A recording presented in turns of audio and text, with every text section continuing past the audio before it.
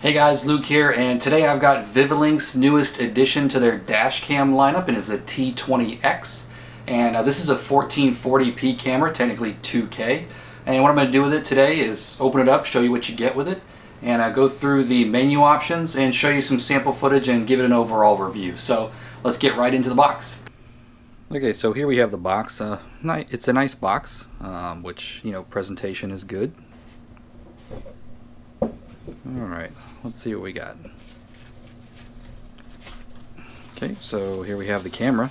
And this is one of those, kind of like an old digital point and shoot style dash cam. So it's got the big screen on the back.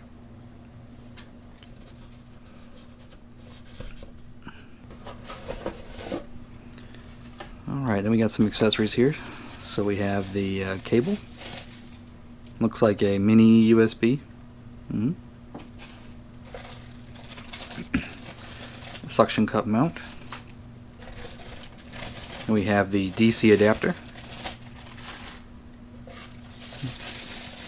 It looks like a hard surface mount for maybe like the dash or something like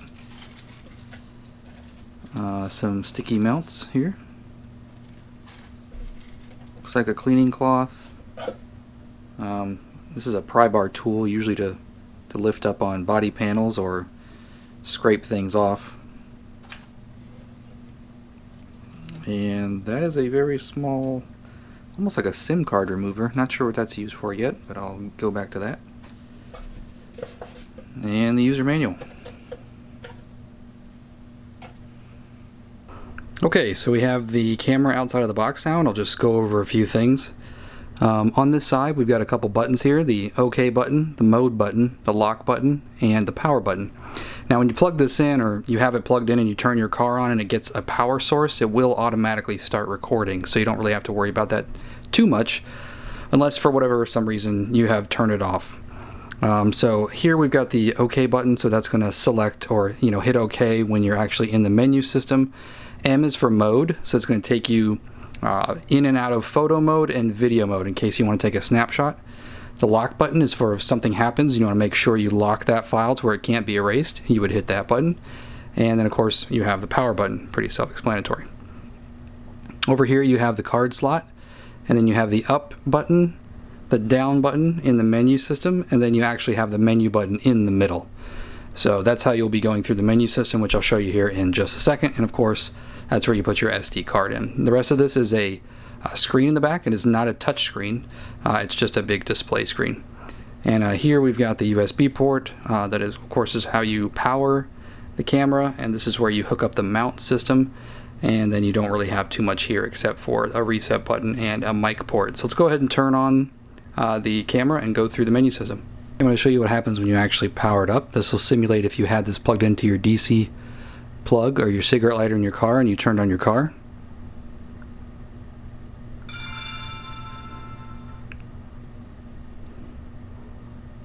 Okay, and you notice the first thing it starts doing is recording. So you'll have your timestamp there, or I guess the amount of time it's been recording. Your timestamp is down here, and the blinking red light. That way you know that it's actually started recording. So I'm going to go ahead and stop that for right now. Okay, and then I'm going to go through the menu functions here on the side. So I'm going to push menu. Okay, so right there we've got resolution. Pretty straightforward. You want to, keep it as high as you can. So you would hit OK over here. And then you've got 1440p, the 1080p, and the 720p.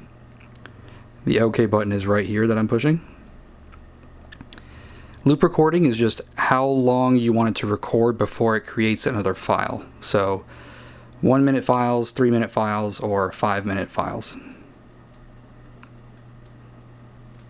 Just going to leave it on 3 minutes.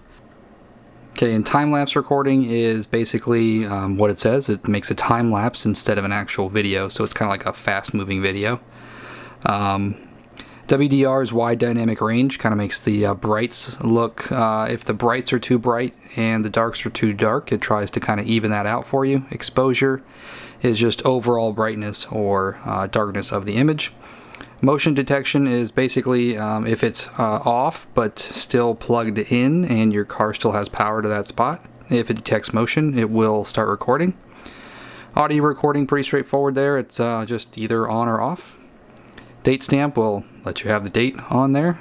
The G-sensor basically will adjust the sensitivity of the G-sensor in it to when, if you get in a collision, it'll automatically start recording and lock the footage.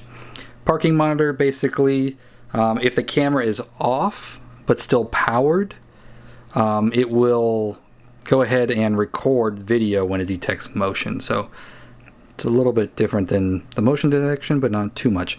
Plate no stamp, I don't know why it says plate no stamp on it, but basically that just allows you to put it like a date stamp, but you can put your tag number on the actual video permanently as well. So if you hit the menu button again, if you notice at the top here, you've got this section. If you hit this button, it brings you over to another section. So at the top there, you see the screensaver. That's just how long it stays on whenever you basically turn it on and it starts recording. It'll shut the screen down after 30 seconds, a minute, or however you want it to do that. And then auto power off is how long it stays on when it's not recording. Light frequency is the frequency of the video, basically, or frames per second of the video in a way. So you've got 50 hertz and 60 hertz. I usually leave it on 60 just so you can get a better frame rate, but it all depends on your memory card. And the beep sound, that's basically, I've already turned it off because basically every single time I'm going up and down the menu, it'll be making a beep sound, so I turn that off. The boot sound is what you just heard. Whenever I turned it on the first time, it makes that little chime. You can just turn that on or off. Of course, you got your language, your date and time setting, and this is if you want to format the card. You should do that whenever you put a brand new card in it. It just erases everything on it and formats it to the file type of this camera. And then you've got your reset to default button, which will reset all these settings we just talked about. And then you have your version. So that's the menu and how the settings work. I know that was real quick, but basically a lot of it is pretty straightforward. If you just plug this thing in and go, you'll be set. You don't really have to worry about anything because it's set to automatically record and do all that. So why you see it shut down and why I kind of talk fast is because that is how fast it shuts down when it is not recording, which is very, very quick. It's only like 10 seconds. So anyway, let's get to the video. Okay, we are just now leaving my house on a nice, bright, sunny day. As you can see, we've got the blue sky there with the clouds in the background, and we're going to be heading directly into the sun here in just a moment. So you'll kind of see the the brightest of the brights here in just a moment. When you come around this corner. So when you see the, when it compensates for some of the bright areas, then that's the WDR, or the wide dynamic range at work. See it cleared up there. Now, when we pull up behind this van, we'll be able to get a license plate. All right, and there we go. I'll zoom in. So you can see it's nice and clear. Be able to read that just fine. Okay, so as of right now, I'm driving away from the sun. So this is where the color should be the best, the overall exposure should be the best. Looks like it's got a pretty wide angle. If you leave the screen on, so far, the picture looks really good on the little screen on the back. So that car in the right lane, I'm all the way in the left lane and they're in the right lane, and just right now, I'd say my front bumper is at their back bumper, and I can still see the whole car, so that's good. Okay, so I have some night footage here for you, and we're at a stoplight right now, just turning onto a major highway. So there's going to be some street lights in this area right now, but give you an idea of a little bit of both. Once we get through this light here, the lights cut down considerably. So right here you can see is a pretty good overall night image or night mode. All the cars are seen clearly, and the road is nice and bright. So if something happens, you're definitely going to be able to capture it on film for sure. Alright guys, so there you have it, and I think for the price point of this camera, you're getting a whole lot of camera for a little price. So I mean, you've got good night mode, you've got audio, you've got a lot of nice great features, and really again, bottom line is, for the amount that this camera costs, it is a very good deal. So I'd give it a thumbs up, and if you got any questions, leave a comment below. Thanks for watching.